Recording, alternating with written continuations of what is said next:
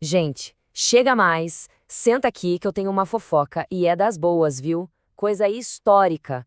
Esquece esses reality shows de hoje, porque a treta que a gente vai desvendar agora é sobre três casas que, olha, abalaram as estruturas do mundo antigo. Pode pegar pipoca, porque o negócio envolve traição, poder, muito luxo e, claro, um drama, mas um drama que não se tem noção. Então, olha só os participantes de peso da nossa história. São três, e eles não só competiram pelo poder, não, eles influenciaram um ao outro de um jeito que ninguém imaginava na época. Primeiro, a casa original, né? A toda-poderosa Roma. Depois, o spin-off de luxo que herdou a grana toda, o Império Bizantino. E para fechar, um jogador novo que chegou do deserto e simplesmente mudou as regras do jogo para sempre: o Islã. Bom, vamos que vamos mergulhar nisso. Bora começar pela família original, né? Aqui começou toda essa história. Roma, minha gente, não nasceu o império. A ideia era ser uma república, uma coisa pública, sabe? Mas, como em toda boa fofoca, o poder subiu a cabeça e o que era pra ser de todo mundo virou um baita drama familiar. E essa mudança, gente, foi bombástica. Pensa só. De um lado, a gente tinha a república, onde, na teoria, né, uma elite dividia o poder. Aí, do nada, pá! Império. Poder todo concentrado em uma pessoa só. Os exércitos agora eram leais a generais que viraram tipo celebridades. E para completar, criaram um culto ao imperador, que era tratado quase como um deus. Acabou ali a ideia de poder compartilhado, foi cada um por si. Mas como é que essa virada aconteceu, né? Foi tipo uma receita de bolo, só que pro desastre. Primeiro, os generais ganhavam umas batalhas, ficavam super populares, verdadeiras celebridades. Depois, eles faziam o quê? Alianças secretas, os famosos triunviratos. O primeiro, por exemplo, juntou o Júlio César, que era o herói do povo, o Pompeu, o queridinho dos políticos, e o Crasso, que era simplesmente o cara mais rico de Roma. Claro que cada um queria a maior fatia do bolo. A aliança, óbvio, não durou nada, e eles começaram a brigar entre si em guerras civis super sangrentas. E no final, só podia sobrar um. E quem foi que sobrou? Otávio Augusto. Foi ele que inaugurou a Era do Glamour, a tal da Pax Romana. 200 anos de uma suposta paz, sabe? Com estradas que eram uma obra de engenharia e construções gigantescas como o Coliseu.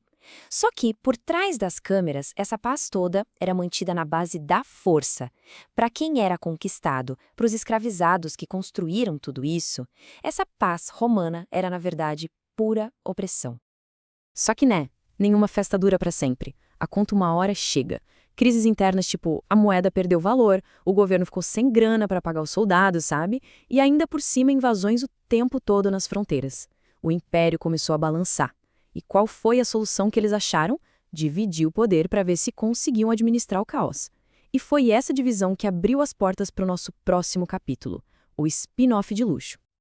Olha que louco, enquanto a parte ocidental de Roma estava ali, ó, desmoronando, a banda oriental do Império não só sobreviveu, como prosperou. Então, sejam bem-vindos a Bizâncio, a continuação de luxo da saga romana, com o direito à capital nova e uma imperatriz que, minha gente, roubou a cena. E o contraste deixa a situação claríssima, né? De um lado, o Ocidente em crise. Do outro, o Oriente se fortalecendo, todo protegido pelas muralhas gigantes da capital nova, Constantinopla. O show tinha que continuar, e continuou, com muito mais brilho, pode ter certeza. E no centro desse palco todo, a gente tem o casal do poder, Justiniano e Teodora. Ele era o imperador super ambicioso, mas ela era a verdadeira chefe. A Teodora tinha um passado, digamos, artístico. Ela era atriz, o que na época era um escândalo. Mas a mulher deu a volta por cima, casou com o imperador e virou a conselheira mais poderosa dele. Juntos, eles organizaram 1000 anos de leis romanas e construíram a igreja mais espetacular do mundo. E claro que teve drama. E que drama! A revolta de Nica. Começou com uma briga de torcida numa corrida de bigas e virou uma rebelião gigantesca que quase derrubou Justiniano. Ele já estava pronto para fugir. Mas aí a Teodora chegou e impediu ele com uma frase icônica. Ela disse que o trono é uma bela mortalha. Fala sério, uma rainha. Ela basicamente salvou o império. E para mostrar quem mandava, depois de acabar com a revolta, eles construíram essa maravilha aqui, a Basílica de Santa Sofia. Um símbolo eterno da riqueza, da fé e, claro, da força inabalável de Bizâncio e da sua imperatriz. Mas enquanto Roma e Bizâncio estavam lá disputando os holofotes, uma força completamente nova estava surgindo, quietinha, lá nos desertos da Península Arábica.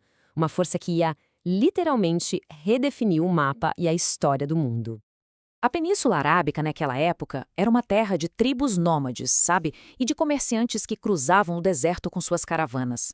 Era um lugar com muitas crenças diferentes, um povo bem dividido. Ninguém, mas ninguém mesmo imaginava que dali ia surgir um dos maiores impérios da história.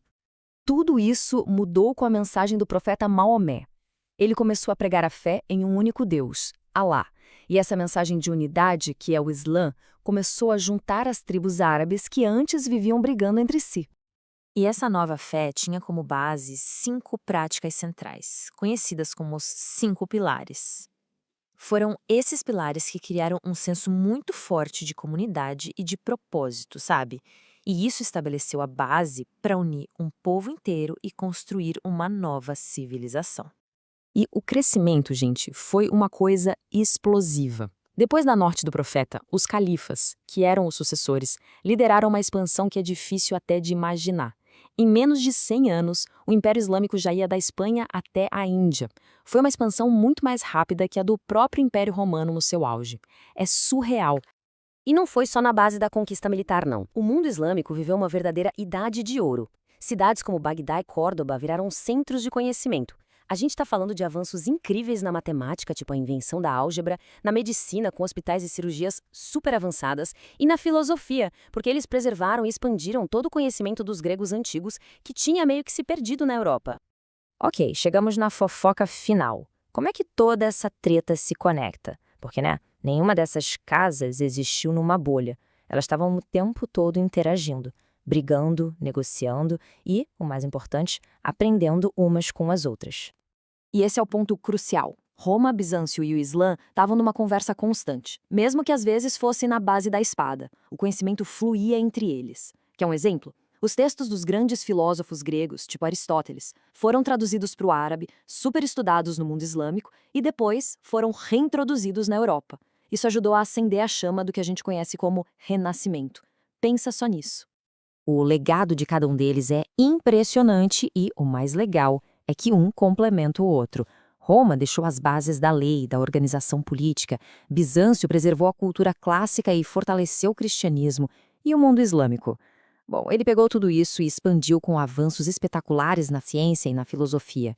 Cada um deixou a sua marca no mundo.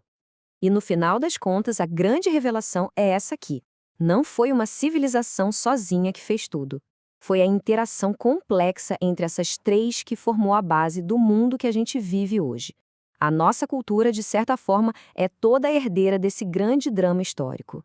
E isso tudo me faz pensar. Se a gente conseguiu olhar para trás e ver todo esse drama, essas intrigas e esses legados, qual será que vai ser a grande história, a grande fofoca que a nossa era vai deixar para o futuro? Fica aí a reflexão pra gente.